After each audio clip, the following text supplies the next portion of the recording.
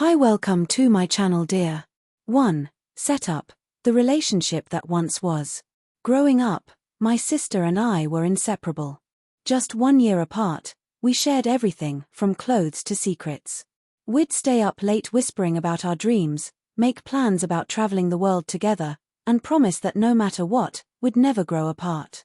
But life has a way of testing promises. My sister was brilliant, the first in our family to graduate high school, the first to go to university. Everyone was proud of her, and honestly, so was I. I barely scraped through high school. College wasn't for me, so I became a line worker. A solid job, one I'm proud of. At first, I cheered her on from the sidelines as she left for law school in Toronto. I thought, this is temporary, she'll come back home, and we'll pick up where we left off. Except, she never really came back. 2. Escalation: the distance that grew into a wall. Years passed, and every time I reached out, she got harder to talk to. Her texts became short, polite. The phone calls turned into "I'm busy, I'll call you later," except later never came. When our grandmother passed away 3 years ago, I thought surely she'd come home. But no. She said work was too important. And then came the final blow, her wedding. She invited only my parents. Not me. Not our cousins. Not a single family member except Mom and Dad. My parents told me later they barely saw her before the wedding, and when they did, she was cold, distant, like a stranger. At the wedding, they were seated at the back.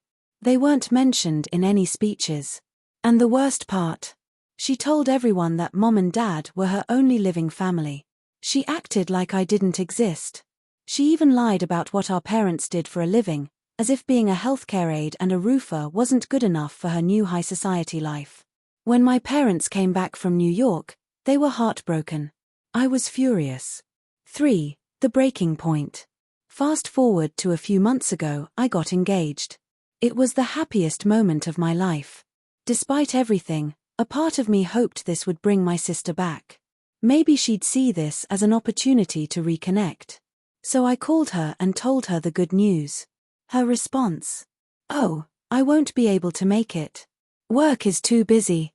I told her there wasn't even a date set yet. She said it didn't matter. It was like a punch to the chest. My heart actually hurt. I hung up the phone and sat there, staring at my engagement ring, wondering how the girl I grew up with had turned into someone who wanted nothing to do with me. That's when I decided if she wanted to erase me, I'd give her something she could never erase. 4. The revenge plan. I poured every ounce of pain into planning my wedding. But not just a wedding, a statement.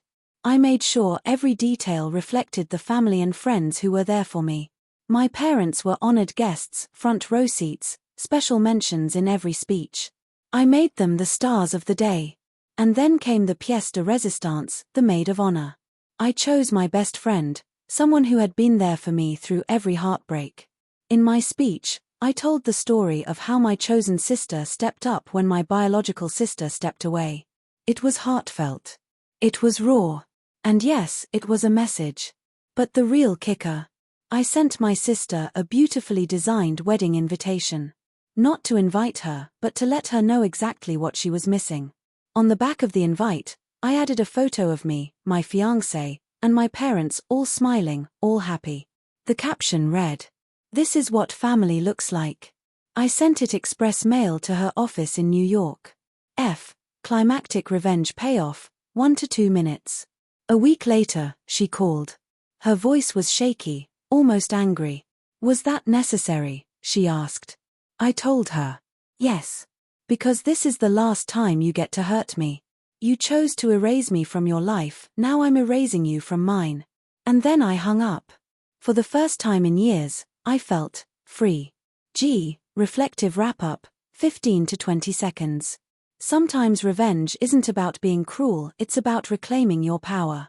My sister may never come back into my life, but at least now, she knows I won't sit quietly while she pretends I don't exist.